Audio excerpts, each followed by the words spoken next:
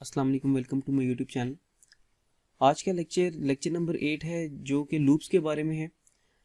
लेकिन लूप्स पे जाने से पहले थोड़ा सा रिकॉल कर लेते हैं कि हमने लास्ट टाइम क्या पढ़ा था। तो हमने देखा था कि कैसे हम करेंसी कन्वर्टर बना सकते हैं, सिंपल करेंसी कन्वर्टर। और उसके बाद हमने देखा था कि कैसे हम यूज़र से कोई इंटीजर लेके बता सकते हैं कि वो पॉजिटिव है, नेगेटिव है या ज़ीरो है। तो ये एक सिंपल एक्सरसाइज थी हमारी। जो आज का लेक्चर है उसमें हम लूप्स को डिस्कस करेंगे। इस टॉपिक के दो पार्ट्स होने वाले हैं। जो फर्स्ट पार्ट है उसमें हम फॉर लूप और वाइल लूप को कवर करेंगे, और जो सेकंड पार्ट है उसमें हम डू वाइल को भी कवर करेंगे और साथ में फॉर और वाइल के थ्रू कुछ एक्सरसाइजेज भी सॉल्व करेंगे। यहाँ पे जो सबसे मेन क्वेश्चन है वो ये है कि लूप का यूज़ क्या है। तो याद रखिएगा, जब भी आपको किसी काम को रिपीट करना हो, मीन्स की रिपीटेशन करनी हो, तो हम लूप का यूज़ करते हैं। अब दो तरह के लूप्स होते हैं। तो सबसे पहले जो फॉर लूप होता है वो लूप है जिसके अंदर आपको आइट्रेशंस नाउन होती हैं, मीन्स को आपको पता होता है कि आपने कितनी रिपीटेशन करवानी है। जो वाइल लूप होता है उसके अंदर आपको रिपीटेशंस का पता नहीं होता पहले से। तो जब आपको आइट्रेशंस का पता हो पहले से तो आप फॉर लूप का यूज़ करते हैं, और जब नहीं पता होगा तो आप वाइल लूप का यूज़ करते हैं। तो स्टार्ट करते हैं। सबसे पहले हम फॉर लूप।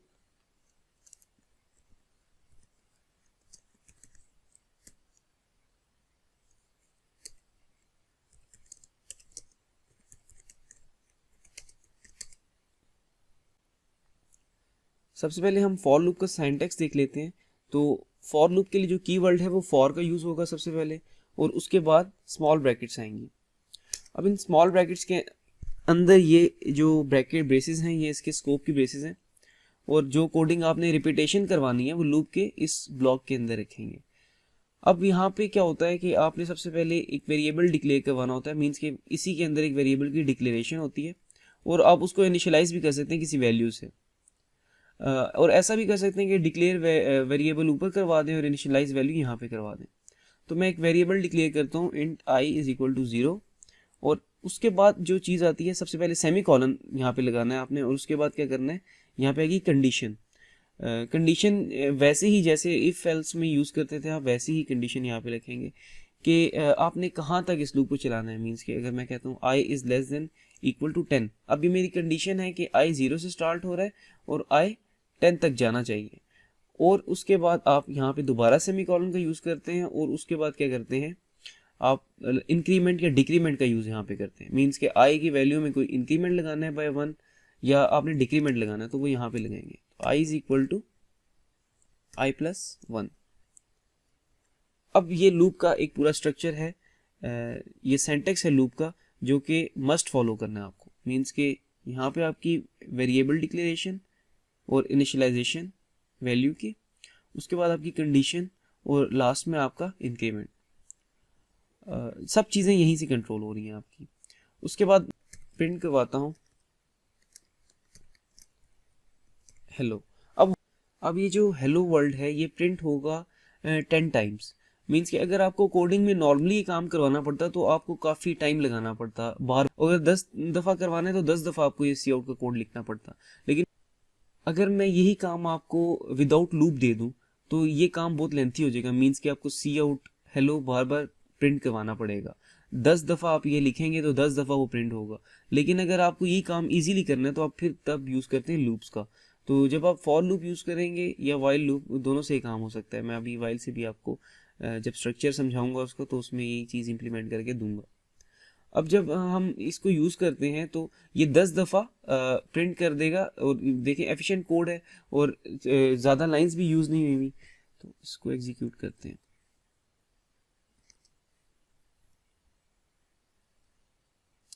ये देखें आप हेलो हेलो, और ये 10 टाइम्स है। मैं अगर एंड लाइन लगा दूं यहाँ पे,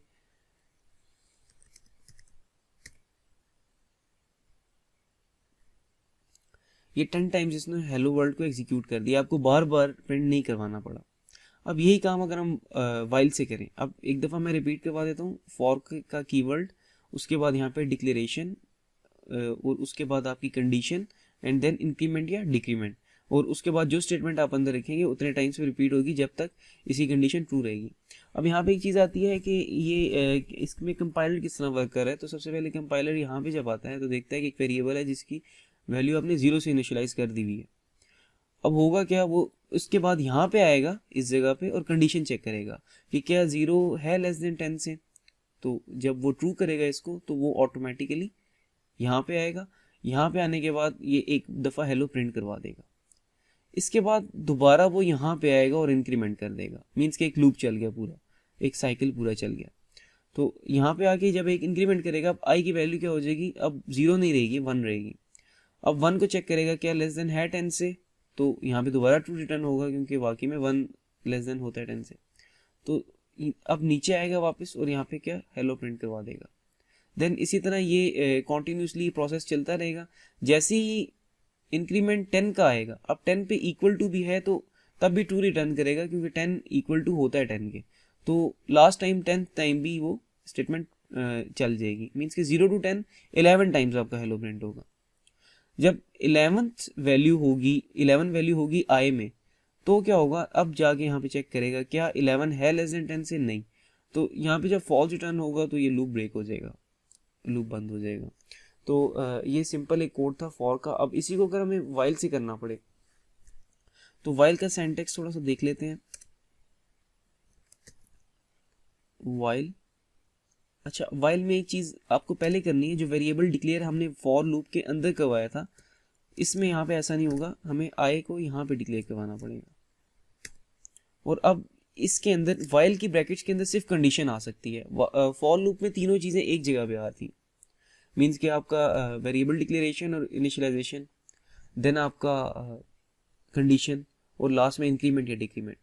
अब वाइल में क्या डिफरेंस है कि सबसे पहले जो डिक्लेरेशन है वो ऊपर ही हो जाएगी, वाइल से ऊपर, और वाइल के जो स्मॉल ब्रैकेट्स होंगे उसके अंदर आप सिर्फ कंडीशन लगाएंगे। मैं वही कंडीशन लगाता हूँ, i is less than equal to 10, then last में सी आउट करवाते हैं। और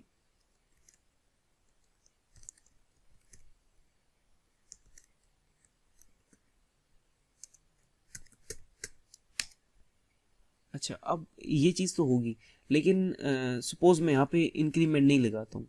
इंक्रीमेंट ना लगाने का मतलब है कि आई की वैल्यू हमेशा 0 ही रहेगी, मैं उसको बाय 1 इंक्रीमेंट नहीं कर रहा तो वो चेंज नहीं होगी, जैसे फॉर के एंड में हमने इंक्रीमेंट लगाया हुआ था। तो इसकी वजह से क्या होगा, आपका लूप इनफाइनाइट चलना शुरू हो जाएगा, मीन्स कि वो स्टॉप नहीं करेगा। ये देखें इनफाइनाइट लूप चल पड़े। अब इसको रोकने के लिए मुझे आई की वैल्यू में इंक्रीमेंट लगाना पड़ेगा। तो i is equal to i plus 1 अगर मैं कर देता हूँ तो ये देखें, तो जो इंक्रीमेंट या डिक्रीमेंट है वो वाइल के सबसे एंड वाली लाइन पे लगेगा, मीन्स कि वाइल के ब्रैकेट से ऊपर आपने इंक्रीमेंट करना है ताकि वो प्रॉपरली 10 तक या 11 तक इसको लूप को ब्रेक कर दे। तो ये सिंपल वाइल लूप था। आपको होप्स हो वाइल लूप और फॉर लूप दोनों में बेसिक डिफरेंस समझ आ गया होगा। मैं दोबारा बता देता हूँ कि जो फॉर लूप है उसमें जब नंबर ऑफ आइटरेशंस आपको नाउन होती हैं तो आप फॉर लूप का ज़्यादातर यूज़ करते हैं, और वाइल में जब नहीं होती तो मीन्स के नंबर ऑफ आइटरेशंस नाउन नहीं होती तो यूज़ करते हैं, लेकिन नाउन हो तो भी आप यूज़ कर सकते हैं, मीन्स के लूप ठीक चलेगा, कोई इशू नहीं है ऐसा। तो जो आज हमने देखा उसमें हमने ये देखा कि लूप्स का बेसिक पर्पस क्या है। लूप्स का बेसिक पर्पस ये है कि जो जिस काम में आपके आइटरेशंस का यूज़ हो, मीन्स कि ज़्यादा आपने वैल्यूज़ को प्रिंट करवाना हो या आपने कोई ऐसी प्रोसेसिंग करनी हो जिसमें रिपीटेशन हो, तो आप क्या करेंगे, लूप्स का यूज़ करेंगे। उससे काम आपका कोड एफिशिएंट हो जाएगा और काम आपका ईजी हो जाएगा। जो पार्ट 2 होने वाला है वो थोड़ा डिटेल्ड होगा, जिसमें हम सबसे पहले डू वाइल देखेंगे और डू वाइल के बाद हम वाइल और फॉर लूप का कुछ प्रैक्टिसेस करेंगे टास्क के ऊपर। Please like the video, subscribe the channel and press the bell icon. आज के लिए इतना ही था, अल्लाह हाफिज़।